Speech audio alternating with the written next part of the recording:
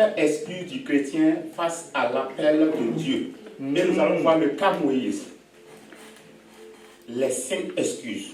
Voici un homme qui, à chaque fois, quand Dieu l'a appelé, il a présenté que des excuses. Nous allons voir ensemble ces 5 excuses et voir qu'est-ce que ça a un rapport avec nous. Est-ce que nous sommes dans ces 5 excuses ou pas? Alléluia. Et je compte sur vous. Nous allons ensemble aller étape par étape pour voir qu'est-ce que Moïse a présenté lorsque Dieu l'a appelé. Amen. Amen. Et nous allons dans la référence biblique. C'est dans le livre de Exode. Vous pouvez ouvrir vos Bibles dans le livre de Exode 3. On va rester sur Exode 3. Et au verset 4, il est dit, Dieu l'appela du milieu du buisson et dit, Moïse, Moïse. Et il répondit, me voici. Versets 7 et 8. Il dit, Dieu qui parle, il dit, j'ai vu la souffrance de mon peuple. Je suis descendu pour les délivrer. Alléluia. Amen. 3e verset. Au verset 10, il dit, maintenant, va, je t'enverrai vers Pharaon et tu feras sortir d'Égypte mon peuple. Amen. Amen. Donc voici nos 3 versets de référence. Alléluia. Alléluia. Alors, en introduction, nous voyons, Dieu parle, mais l'homme hésite. Dieu appelle, mais le cœur résiste.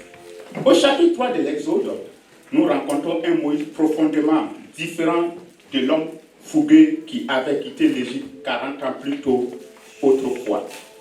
Autrefois convaincu d'être le libérateur de son peuple, il est désormais un berger anonyme dans le désert de Mandia. À 80 ans, Moïse a refait sa vie. Il a trouvé la stabilité, une routine, une forme de paix.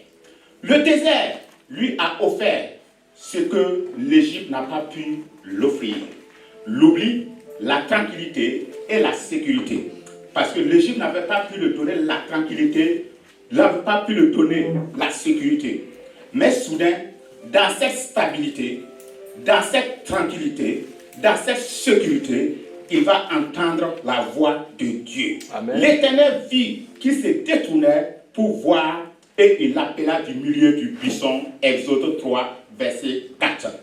Cet appel divin place Moïse devant un choix radical. Avancer dans le plan de Dieu ou rester prisonnier de son passé. Revenir en Égypte, c'est risquer d'être confronté à son échec et à son maître non oublié, à ses pleurs non guéris. Accepter ce que Dieu lui demande paraît humainement insensé, dangereux et déraisonnable. Moïse n'aspire plus à conquérir, mais à finir ses jours en paix. Il ne rêve plus de délivrance, seulement de tranquillité. Pourtant, Dieu ne le consulte ni son âge, ni son confort, ni ses blessures passées. Dieu, quand il veut travailler avec toi, il ne consulte pas ce que tu as, ton assurance, ton confort. Dieu s'en fout de ça. Ce que Dieu veut voir, il veut voir sa volonté se manifester. Alléluia. Face à cet appel, Moïse commence alors une longue série d'excuses soigneusement formulées pour essayer. Il a vraiment préparé son coup pour dire à Dieu, avec toutes ces choses-là, tu ne peux pas m'utiliser. Je ne suis pas l'homme parfait. Moïse a dit, qui suis-je pour aller vers Pharaon et pour faire sortir d'Égypte les enfants d'Israël? Exode 3, verset 11. Ces excuses ne sont pas de simples paroles. Elles révèlent un combat intérieur, le poids du passé, la peur de l'échec, le sentiment d'incompétence, l'attachement au confort acquis. Tout cela l'empêche de faire le pas suivant. L'inertie des 40 années dans le désert retient ses pas alors que Dieu l'appelle à changer de route. Et pourtant, derrière chaque excuse de Moïse se cache une vérité essentielle. Dieu ne choisit pas selon nos capacités, mais selon sa volonté. Amen. Je serai avec toi. Exode 3, 12.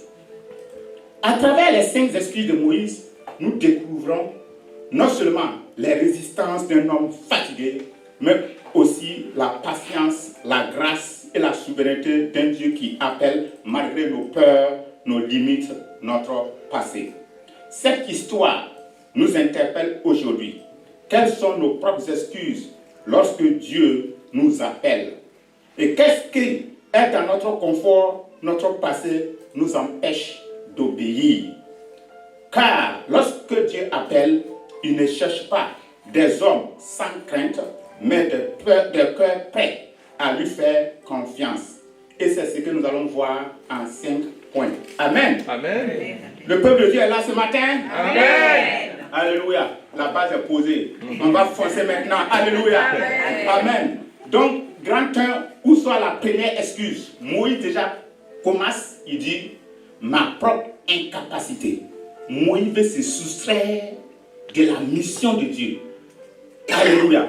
Moïse n'en croit pas ses yeux. Moïse n'en croit pas ses oreilles. À l'instant même où Dieu l'appelle, il est convaincu qu'il y a une erreur de sa personne. Pour lui, Dieu s'est trompé de sa candidature.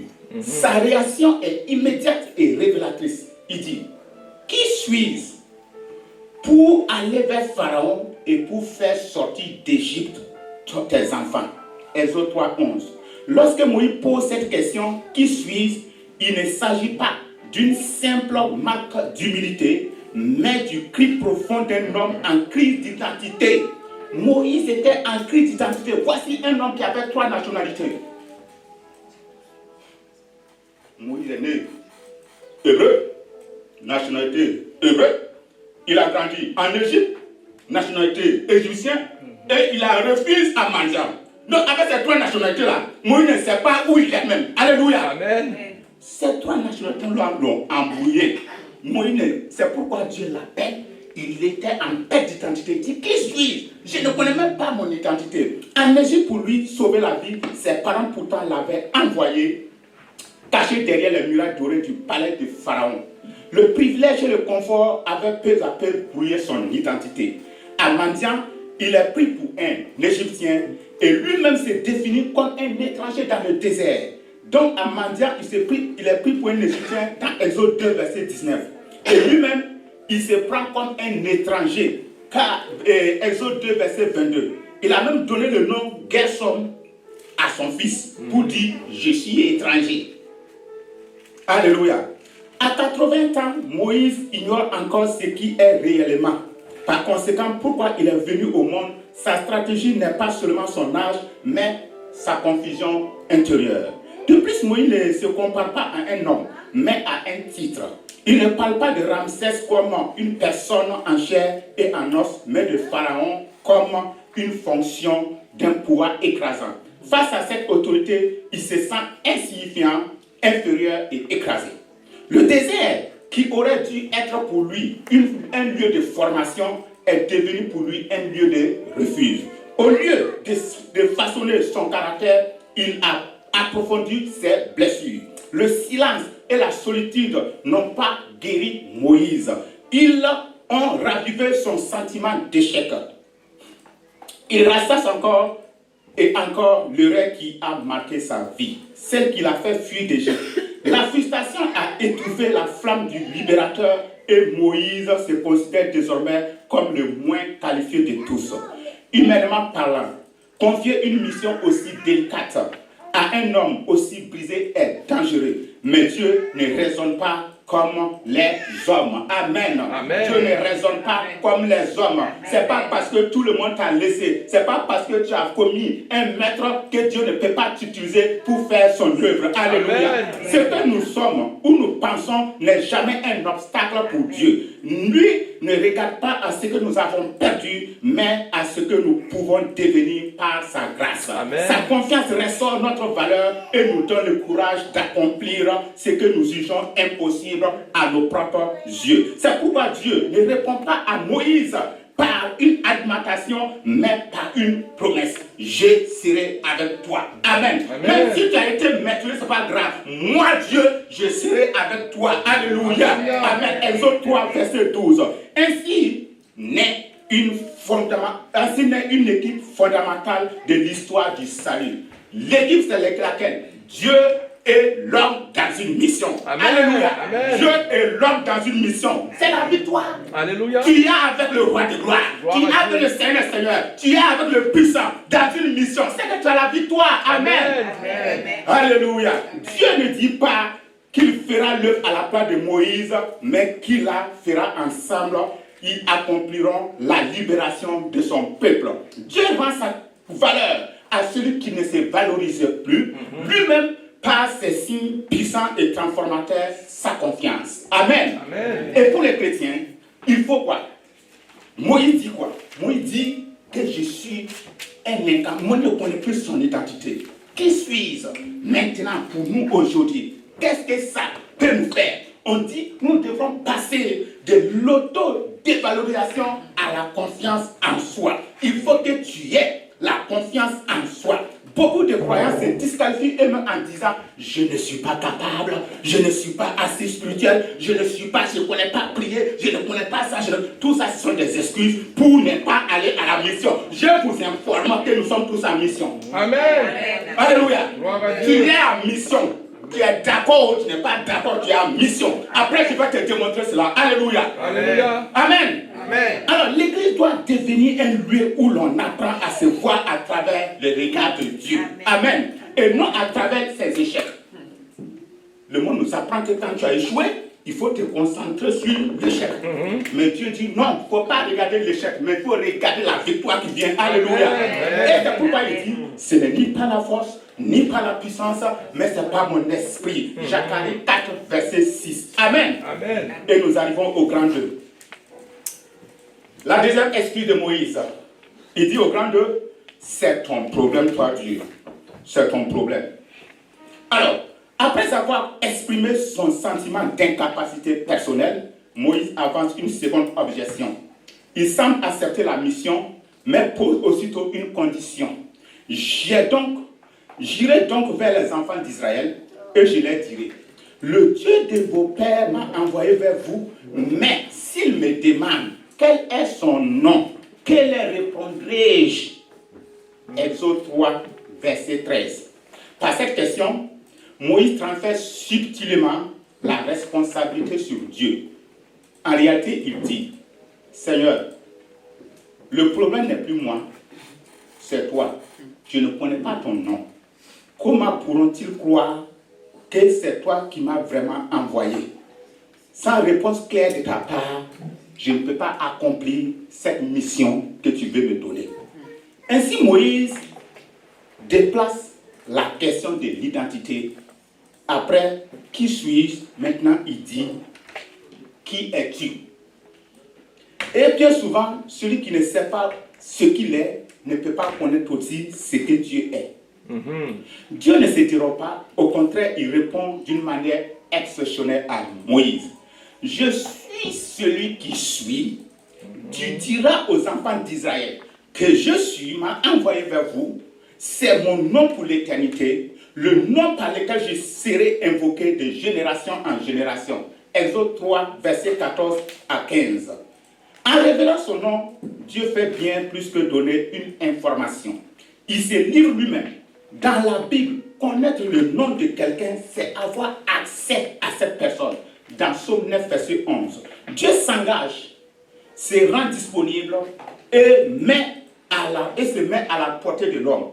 C'est comme s'il disait, tu peux m'appeler à tout temps, je te donne ma ligne directe, tu n'as pas besoin de passer par quelqu'un pour m'appeler, appelle-moi directement et je te répondrai. Jérémie 33, verset 3. Amen.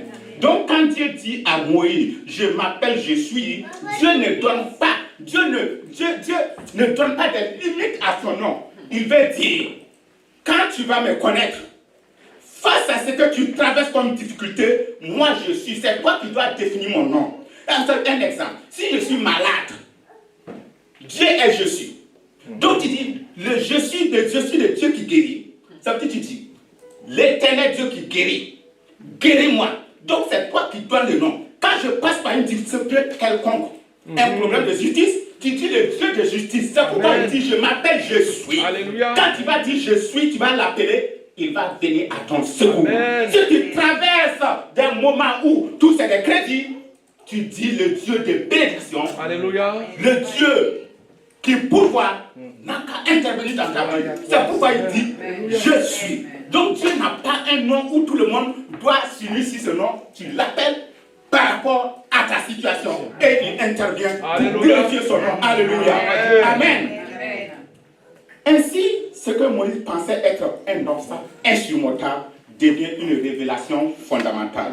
Dieu se fait connaître, il s'engage auprès de son peuple et garantit sa présence. L'esprit de Moïse s'effondre devant un Dieu qui se révèle et qui répond à ceux qui l'invoquent.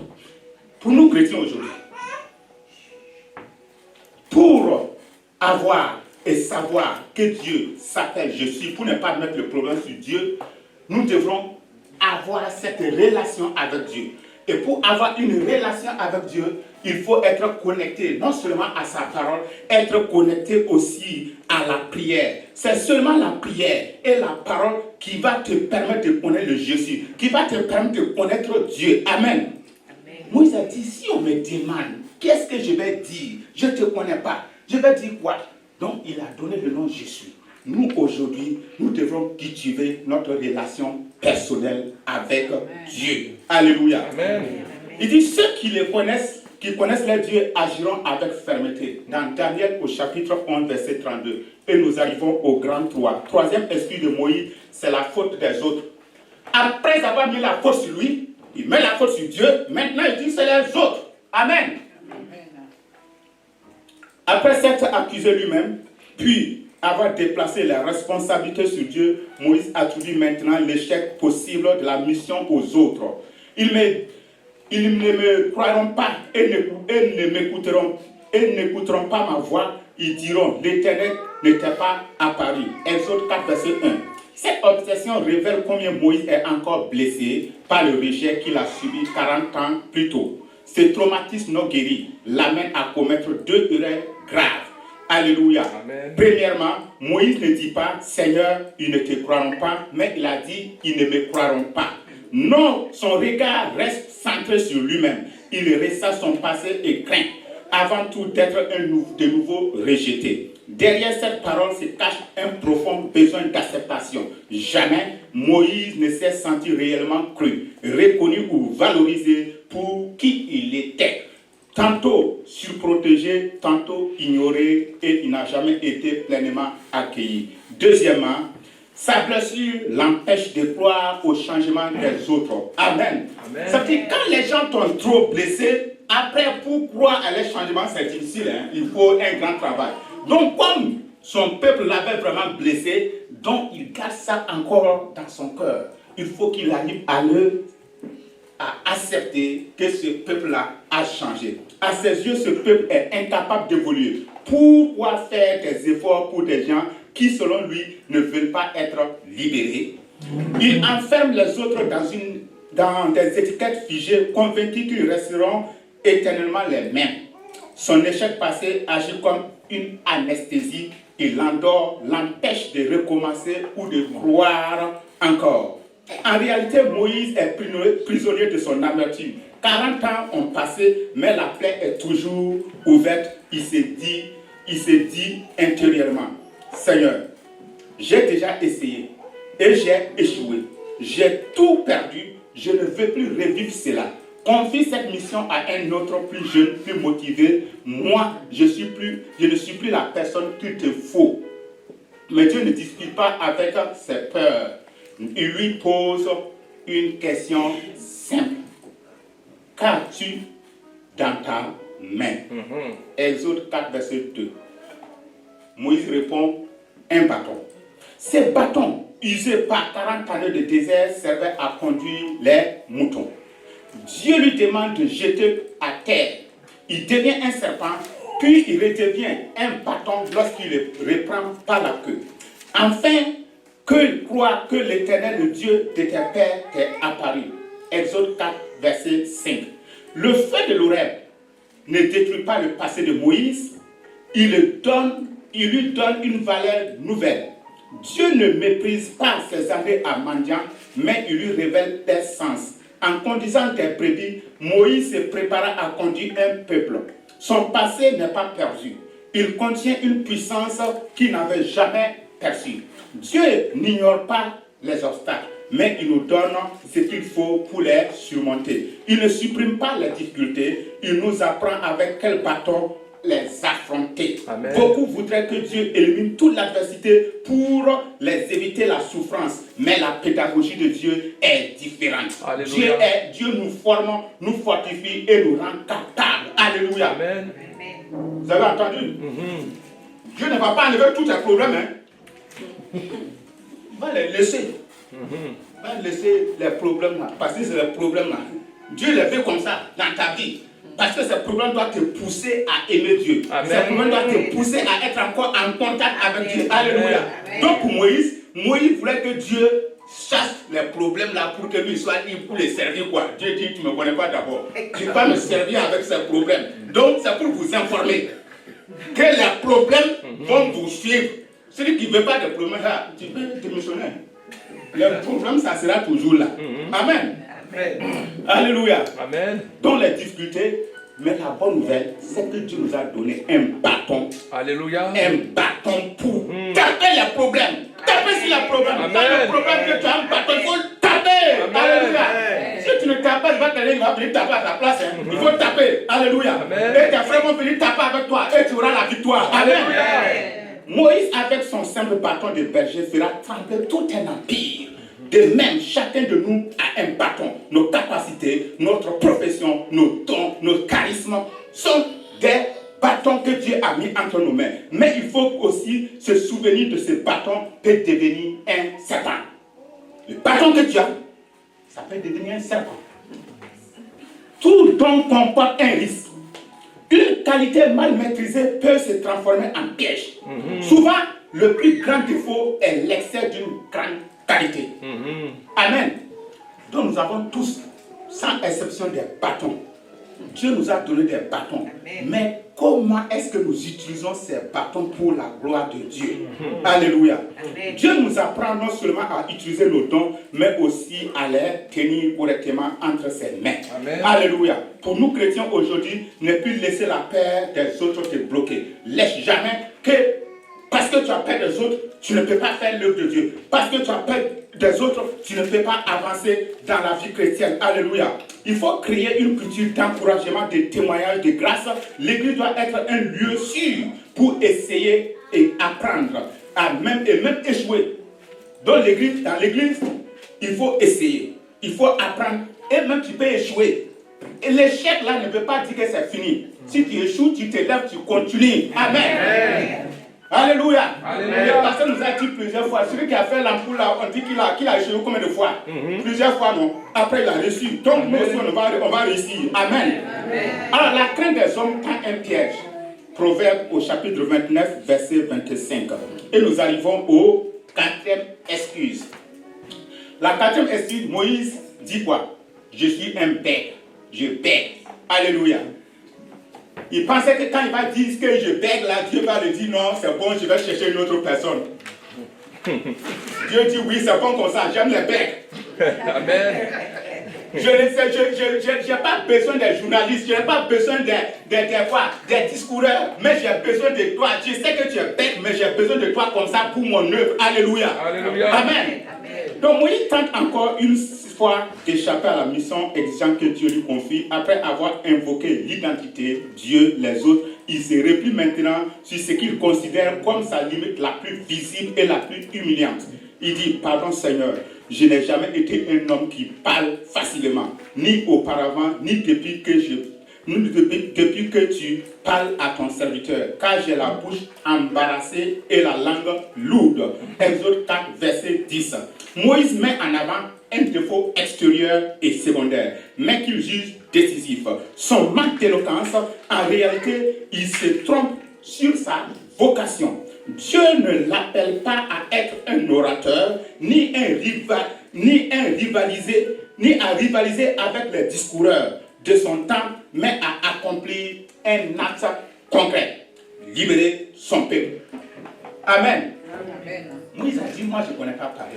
Dieu a dit, qui t'a dit de venir parler moi? Je ne t'ai pas dit de venir faire des discours, mais je t'ai dit, délivre mon peuple. Alors Dieu lui répond par une question qui met tout en perspective. Il dit, qui a fait la bouche de l'homme?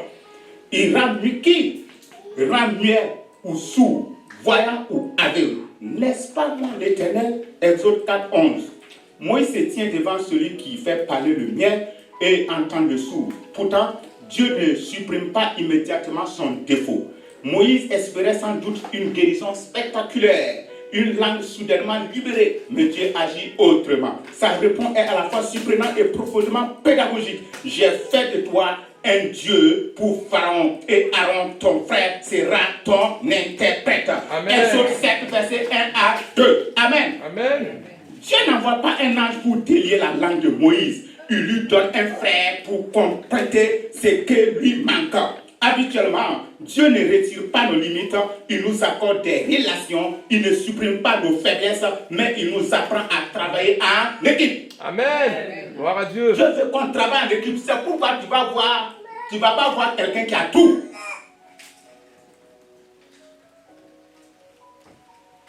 Et c'est pour que nous travaillons en équipe. Amen. Ce que j'ai pas, il y a un autre frère qui a ça.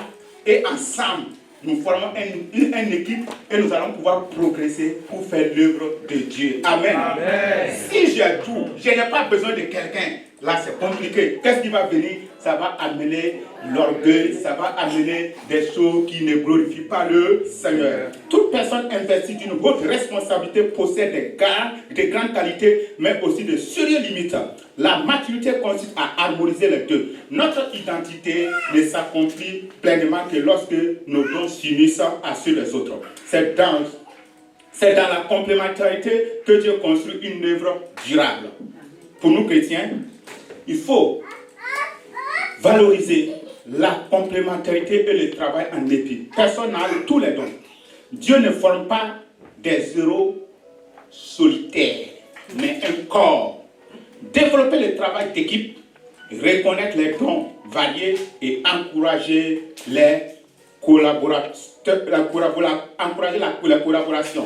Nous avons plusieurs membres, mais nous avons plusieurs membres, mais tous les membres n'ont pas la même fonction.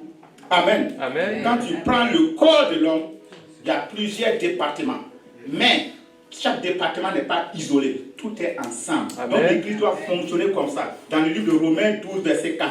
Et nous arrivons à la 5e excuse et la dernière. Je ne peux pas aller.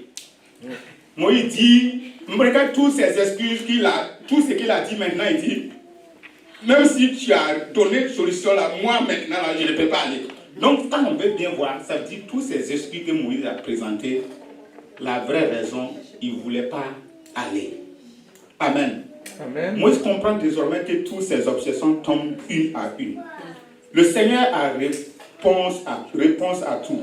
Et aucune excuse ne tient devant lui. Alors, pour la première fois, Moïse cesse de se cacher derrière les arguments.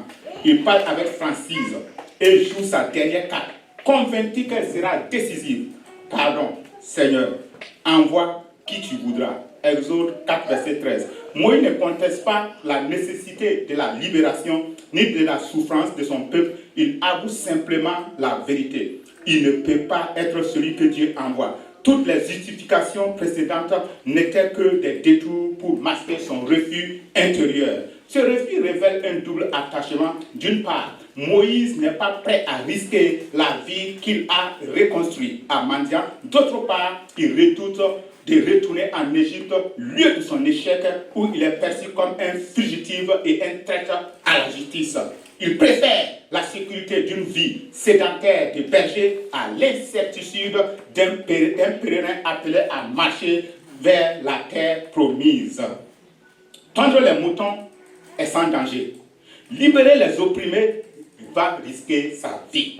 La monotonie rassurante d'un quotidien prévisibles lui semblent préférables à d'aventures des chemins inconnus. À 80 ans, Moïse ne veut plus affronter d'éventualité d'un nouvel échec. Il a trop à perdre, pense avoir trop peu à gagner.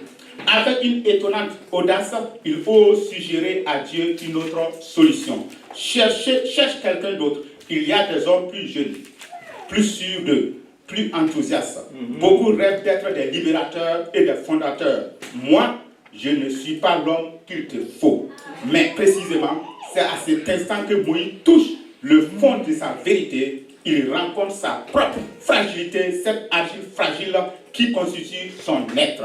Cette expérience de Horeb devient décisive. Moïse comprend qu'il n'est pas l'initiateur de la mission, mais l'envoyé. Ce n'est pas son projet, mais celui de Dieu. Il ne choisit pas la mission, mais il est appelé. Le feu du buisson ne consume pas Moïse, mais il embrase son cœur. Désormais, aucun vent de contrariété ne pourra éteindre cette flamme. La vision du buisson ardent devient sa mémoire fondatrice. Amen. Son point d'appui, son épreuve de pèlerinage.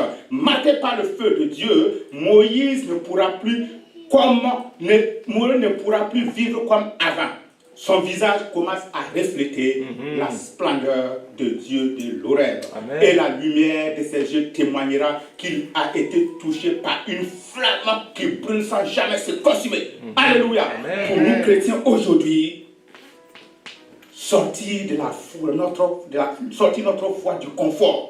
Moïse ne voulait pas partir parce qu'il était dans le confort. Et aujourd'hui, les chrétiens dans leur confort, ils ne veulent pas bouger. C'est pourquoi Dieu va envoyer le feu. Si tu ne veux pas bouger, Dieu va envoyer le feu. Même dans ton travail, va te charger pour que tu te lèves pour Dieu. Alléluia. Amen. Tu es dans le confort. Tu ne veux pas te lever pour Dieu. Le feu va venir. Alléluia. Il faut inviter. Les excuses de Moïse révèlent l'attachement à la sécurité qu'il avait à Madian. Inviter l'Église à une foi engagée, prêt à payer le prix de l'obéissance. Jésus dit, si quelqu'un veut venir après moi, qu'il renonce à lui-même et qu'il se charge de sa propre croix. Dimanche dernier, le pasteur nous a parlé de la croix. La croix, ça ne veut pas dire que tu vas porter un bois sur toi. C'est les difficultés. C'est les situations compliquées. C'est ta croix comme ça. Il faut accepter cette croix. Amen. Et avec cette croix, tu vas avancer en vainqueur. Alléluia. Amen. Amen. Et tantôt, je disais que nous sommes en mission. Tu es en mission. Amen. Personne ne peut échapper. Jésus nous rappelle dans Matthieu 28, il dit quoi? Il dit, allez vers toutes les nations et faites des disciples. Jésus était en train de rappeler quelque chose que Dieu avait déjà parlé à Abraham, notre grand-père. Il avait dit à Abraham quoi? Il avait dit, comme tu as obéi, je te bénirai. Amen. Et à travers toi, ta famille sera bénie. Et non seulement ta famille, la bénédiction va s'étendre jusqu'à dans les nations. Alléluia. Donc c'est cette mission que Dieu nous a confiée. C'est ça que Moïse ne voulait pas. Et comme Moïse, nous ne voudrons pas cette mission. Parce qu'à première vue, c'est la souffrance, c'est la difficulté, c'est des situations compliquées. Nous ne voudrons pas cette mission, mais tout le monde est engagé dans cette mission. Alléluia. Que tu le fais ou non, tu es dans la mission. Alléluia. Amen. Et cette mission, c'est que pourquoi chaque fois nous prions, nous voudrons la bénédiction, nous voudrons le mari, nous voudrons des enfants, et ça ne va pas, ça ne s'arrête pas. J'étais en train de lire. C'est comme si quelque chose t'était béni dans ma vie. Il dit non, que nous sommes notre propre malheur. Je dis comment ça? Je dis regarde, j'ai dit d'évangéliser, j'ai dit d'aller parler aux gens pour qu'ils viennent. Peut-être que moi je ne vais pas évangéliser un frère qui vient. Le frère, il va épouser une soeur. C'est une bénédiction, non? Amen. Si moi je ne parle pas, ça veut dire que j'ai bloqué la vie de ma soeur. Tu as un problème de travail. Si on ne parle pas évangéliser, pour que celui qui est le chef de l'entreprise vienne à l'église, ça veut dire que tu es en train de bloquer une soeur pour son travail. Donc nous sommes en train de nous faire du mal à nous-mêmes. C'est pourquoi il faut que nous entrons en nous-mêmes. La mission, c'est pour nous tous. Amen. C'est pour nous tous. Cette mission qu'Abraham a eue, Jésus l'a répétée Et nous devrons continuer cette mission. Aller gagner des âmes. Aller gagner des âmes. Imagine-toi que nous avons des avocats ici. Imagine-toi que nous avons des médecins ici. Imagine-toi que nous avons tous sortes de gens ici. Alléluia. Amen. Quand tu as une situation, tu vas t'approcher du frère. Même s'il ne peut pas résoudre le problème tout de suite, il va t'orienter. Il va t'orienter. Amen.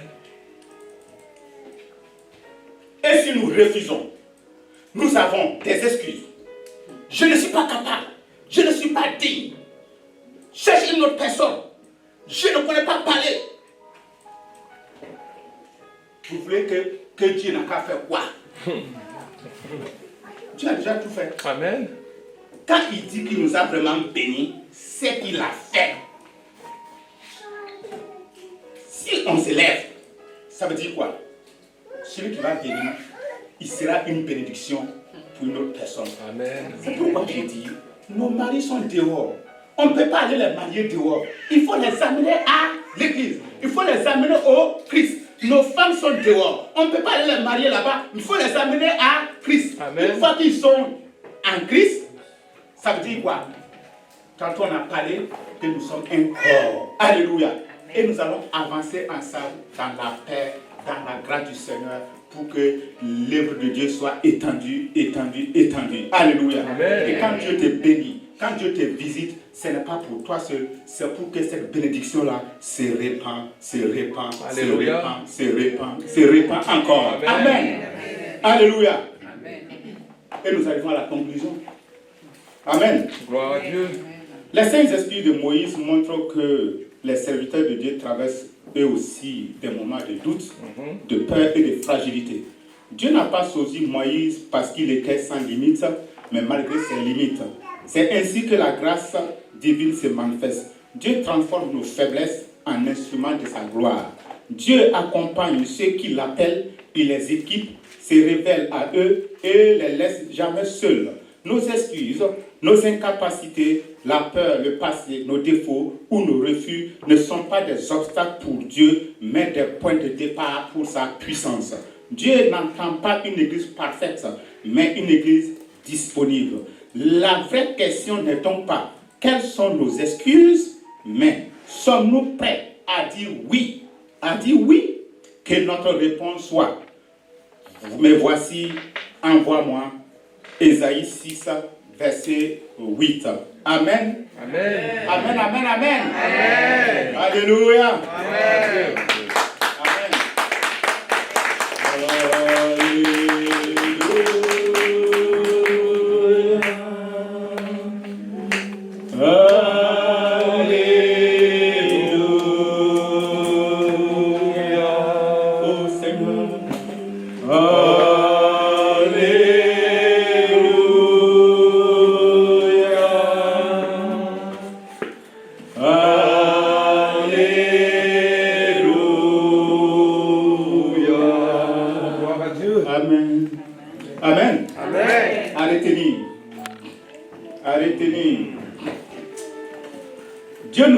Malgré nos peurs et nos limites.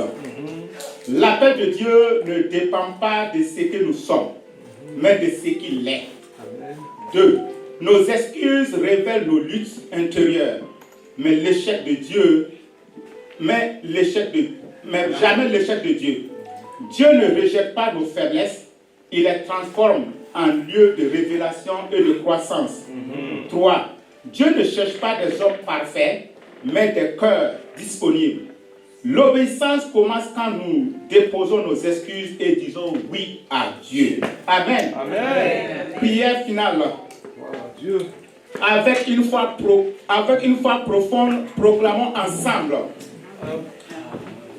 Père, Père, nous déposons à tes pieds nos peurs. nous déposons à tes pieds nos peurs, Nos doutes, notre passé et nos limites. notre passé et nos limites. Par la foi, nous affirmons que nous ne choisissons, par la foi, nous affirmons que Dieu ne choisit pas ceux qui sont qualifiés. Nous affirmons que Dieu ne choisit pas ceux qui sont qualifiés, mais il qualifie ceux qui l'appellent.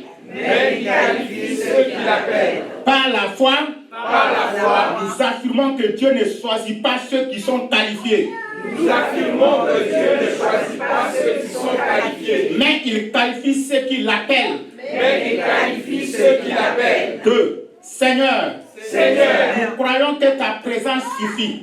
nous croyons que ta présence suffit. Ta grâce nous accompagne Ta grâce nous accompagne et ta puissance se manifeste dans notre faiblesse. et ta puissance se manifeste dans notre faiblesse. Nous avançons avec assurance, Nous avançons avec assurance, sachant que tu marches devant nous. sachant que tu marches devant nous. 3. Saint-Esprit, Saint-Esprit, nous quittons une foi de confort nous quittons une foi de confort pour une foi engagée. pour une foi engagée. Nous disons oui à ta volonté, Nous disons oui à ta volonté, à ta mission, à ta mission à ton plan.